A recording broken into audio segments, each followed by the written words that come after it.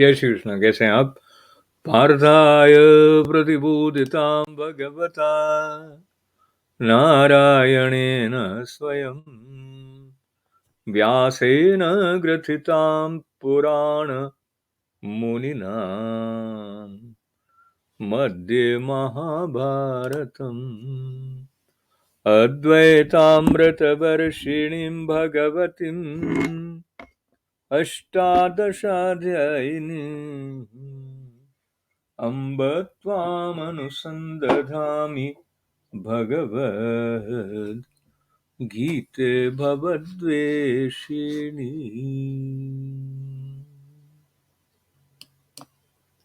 गीता माता की जय जयकार करते हुए आपका स्वागत करते हुए 8वें अध्याय में एक ऐसे महत्वपूर्ण श्लोक के समीप हम अपनी इस एवरीडे गीता यात्रा के 163वें अंक में आज जब पहुंचे हैं तो उसमें मूल है, सार है और हर श्लोक अपने आप में पूर्णता लिए हुए है। बल्कि यूं कहें तो श्री कृष्ण की दृष्टि जो 16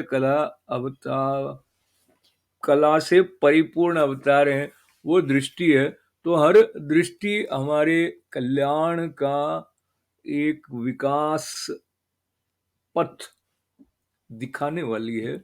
और इस श्लोक के बारे में अधिक न कहते हुए इसमें ही प्रवेश कर जाते हैं। 13वां श्लोक है 8वें अध्याय का। ओमित्येकाक्षरं ब्रह्म व्यवहारन् मामनुस्मरन् यः प्रयाति त्यजन् देहं स याति परमां गतिम्। ओमित्येकाक्षरं ब्रह्म व्यवहारन् मामनुस्मरन्।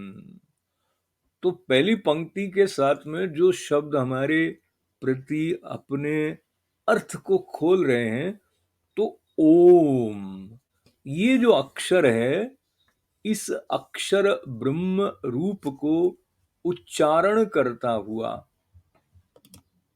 व्यवहारन माम अनुस्मरण, और ये जो अक्षर है ये ब्रह्म है। ओम अक्षर जो ब्रह्म है उसका उच्चारण करता हुआ और उसके अर्थ स्वरूप मुझ, कृष्ण भगवान कह रहे हैं, मुझ निर्गुण ब्रह्म का अनुस्मरण चिंतन करता हुआ त्यजन देहम, जो शरीर को त्याग कर जाता है वो पुरुष परम गति को प्राप्त होता है।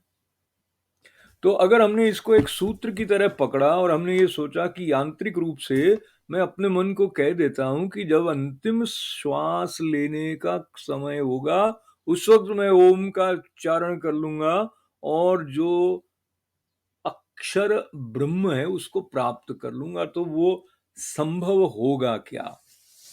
इस बारे में जो साधना का पथ बतलाया जाता है उसमें बहुत बार इस तरफ चेतावनी भी दी जाती है कि यदि हमारा अपने मन पर अभी जब सारे अवयव, सारा शरीर अच्छी तरह कार्य कर रहा है तब भी उस पर नियंत्रण नहीं है, तो अंतिम समय में वो नियंत्रण कहाँ से आ जाएगा?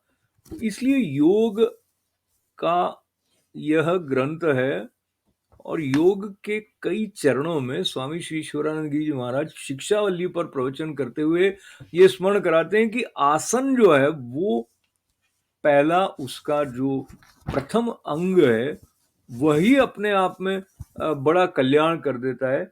जब हम एक स्थिर आसन में बैठ पाते हैं तो उससे भी एक प्रकार की स्थिरता मन को प्राप्त हो जाती है, और ये जो मन में स्थिरता का भाव है उसका जो लाभ है वो कई तरह का लाभ है। तो क्या क्या लाभ है उसका थोड़ा सा स्पर्श स्वामी जी की वाणी से जैसा प्रकट हुआ वो करें। तो उन्होंने उल्लेख किया, लघुत्वम आरोग्य लौलुप्त्वम वर्ण प्रसादम स्वर सौष्ठवम च गंध शुभौ मूत्र पुरुषमल्पम योग प्रवृत्तिम प्रथमाम वदंती। ये संदर्भ है श्वेताश्वर उपनिषद का, और इसमें विस्तार से बताया गया है कि ये बातें, पहला जो आसन और प्राणायाम ठीक से कर लेता है उससे क्या क्या सिद्ध हो जाता है। शरीर का हल्कापन आ जाता है, तो तमोगुण कम हो जाता है। देखिए, साधना की दृष्टि से जो मोटापा है उसका एक दूसरा जो कम अच्छा प्रभाव है वो ये है कि हल्का शरीर नहीं होगा तो ध्यान ठीक से नहीं लगेगा, और ऊर्जा कई जो है वो उसकी मेंटेनेंस में जा सकती है। और दूसरा ये है कि हल्का है तो आरोग्यम, रोग को हटाने की ताकत बढ़ जाएगी, और अलौलुपम तो चंचलता नहीं रहेगी। चंचलता नहीं रहेगी तो स्थिरता अपने आप आ जाएगी। और वर्ण प्रसादतम, तो वर्ण की जो स्वच्छता है, वो स्पष्ट करते हैं कि वर्ण रंग का अर्थ नहीं है कि भाई कोई काला है वो सोचेगा योग कर लिया तो मैं गोरा हो जाऊंगा। तो कायाकल्प की बात नहीं, वर्ण का मतलब है क ख ग घ ण। ये जो वर्णों का उच्चारण है वो स्पष्ट हो जाएगा। और कई बार जीभ के ऊपर जितना महत्व दिया जाता है उसका संबंध शब्द के साथ भी हो जाता है, कि श्रोत्र के ऊपर और जिह्वा के ऊपर। श्रोत्र यानी सुनना, अगर एकाग्रता पूर्वक श्रवण होगा तो ज्ञान आएगा, और साथ ही साथ जो सूक्ष्म बात है जिह्वा से ज्ञान को प्रकट करना संभव होगा। इसलिए दोनों को सूक्ष्म होना चाहिए।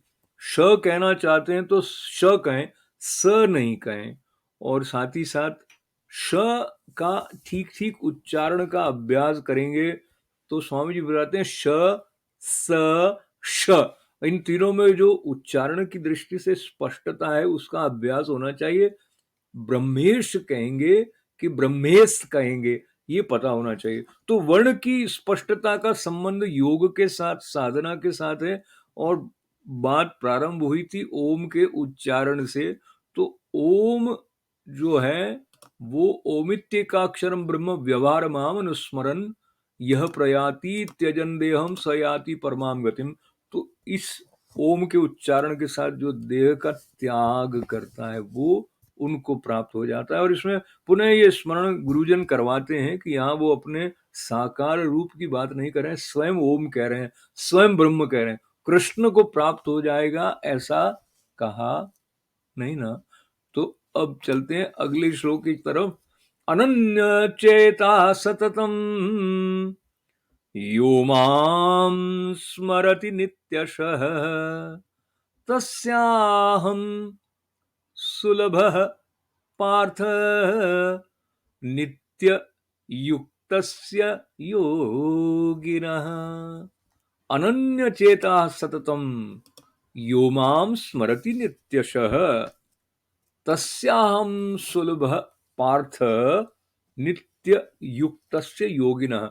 इसका अर्थ है, हे अर्जुन, जो पुरुष मुझ में अनन्य चित्त होकर, अनन्य चित्त होने का मतलब क्या है कि चित्त इधर उधर नहीं जा रहा है पूरी तरह से, जैसे नदी सागर की तरफ बह रही है, जैसे तैलवत धारा की बात आती है, उस प्रकार से अनन्य चित्त, अनन्य चेतसा सततम यो मां स्मरति नित्यशः तस्याहं सुलभः पार्थ नित्य युक्तस्य योगिनः।